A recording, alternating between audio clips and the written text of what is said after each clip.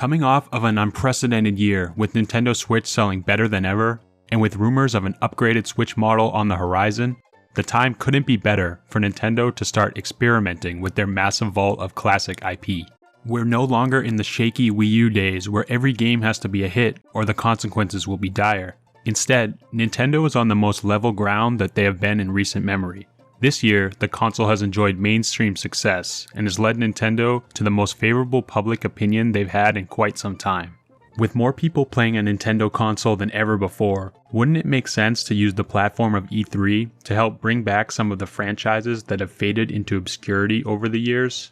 Previously niche franchises like Fire Emblem and Animal Crossing have grown into juggernauts due to the success of newer titles, and it's possible that Nintendo could repeat that success with some of its more dormant IP. Here are a few of my picks for franchises Nintendo could revive at E3 2021. Number 5. FZero. You can't have a dead Nintendo franchise list without starting off with FZero. FZero has pretty much become the poster child for a series that Nintendo has all but ignored. Like, at least we've gotten a new Metroid game in the last 10 years. But FZero, nothing. It's strange too because Captain Falcon is quite a well-known and iconic character due to the Super Smash Bros. Series. You have to wonder if the idea of a new FZero title has even crossed Nintendo's mind at all since the release of GameCube's F-Zero GX. It's true that racing is a niche genre, and the high-speed, high-difficulty racing that F-Zero brings to the table is even more niche. But even if it's nothing more than a visual showcase for what the Switch or potential Switch revision can accomplish graphically, I think Captain Falcon deserves another shot at the limelight. Fans have been clamoring for a new F-Zero for years, and while it certainly won't do Pokemon numbers when it comes to sales, I think there's more demand for the game than you might expect. Number 4. Kirby. I'm serious, Kirby could be revived. I know Kirby's not necessarily dead.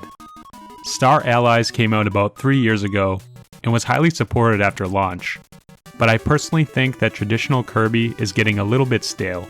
The series is in need of a refresh and some innovation, and the next Kirby game could bring just that. It's highly likely that there's in fact a new Kirby game being developed currently, and E3 2021 would be high time for a reveal. In terms of how Nintendo could shake up the formula, I like the idea of making a paper Kirby game, a highly stylized Kirby RPG with action mechanics and humorous dialogue, just like a classic Paper Mario game. Kirby would be a great quiet protagonist, and characters like Meta Knight and King Dedede lend themselves perfectly to a game in this style. Picture Paper Mario: The Thousand Year Door, but set in the Kirby universe. I'm already sold. Number 3. Pikmin. You knew this one was coming. Last year, the Switch got its first Pikmin game in the form of Pikmin 3 Deluxe, a spruced up port of the Wii U's Pikmin 3. Positive sales numbers for Pikmin 3 Deluxe are a pretty good indicator that there's a demand for the series, so this year's E3 could be the perfect venue to unveil the next Pikmin project.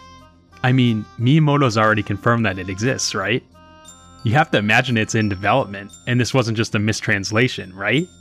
He's not just talking about Hey Pikmin here, right? Right? Number 2. Earthbound, or the Mother series. Nintendo Switch is the platform for RPGs. You can play in docked mode for a grand experience, taking in an epic story and beautiful game art, and you can just as easily take it handheld for grinding through an RPG during a late night session in bed or passing time on the subway.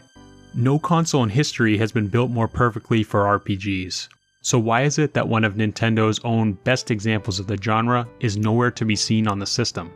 With a massive cult fan base and the potential for more mainstream appeal due to NES's inclusion in Super Smash Bros., any of the Mother games on Switch would surely be a huge hit. Now, do I think we're getting Mother 4? Probably not. Pretty sure eToy has already closed the door on that one. But Earthbound's omission from the Switch Online's SNES catalog makes me strangely suspicious that something is in the works. Whatever form this project takes, be it an Earthbound re-release, a full-on remake, a Mother collection, or the localization of Mother 3, E3 2021 might finally be the place where it sees the light of day. Number 1. Star Fox. The big rumor going into this year's E3 is the announcement of a Switch Pro revision of some sort. Personally, I think there's no better franchise in Nintendo's arsenal that's better equipped to show off the graphical chops of a new piece of hardware than Star Fox. The outer space setting and the unlimited potential of interplanetary exploration is absolutely perfect for creating a stunning technical showcase that would capture the attention of the gaming world. Following Zelda and Mario, I think Star Fox is the perfect next franchise to make that jump into a vast open world style game. An open world game would do wonders to expand the Star Fox series beyond its shoot 'em up roots. Give me the outer space version of Breath of the Wild. I want both ship and ground exploration and combat, like Star Fox Assault on steroids, with the perfect mix of Star Fox 64 and Star Fox Adventures, complete with modern, open-world elements. I think the Star Fox IP has all the ingredients to make a game that will capture the interest of the entire industry, especially since it will be following up another past E3 showcase game, Star Fox Zero, which was disappointing in the eyes of many.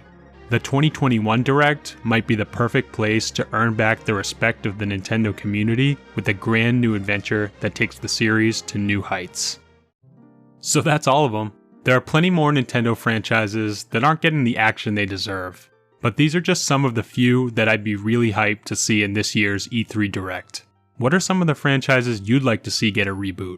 As always, let me know down in the comments. And with the show just a few days away, let's get ready to see exactly what announcements Nintendo has in store for us. For my E3 reactions and video essays on Nintendo games new and old, hit subscribe to keep that quality content coming.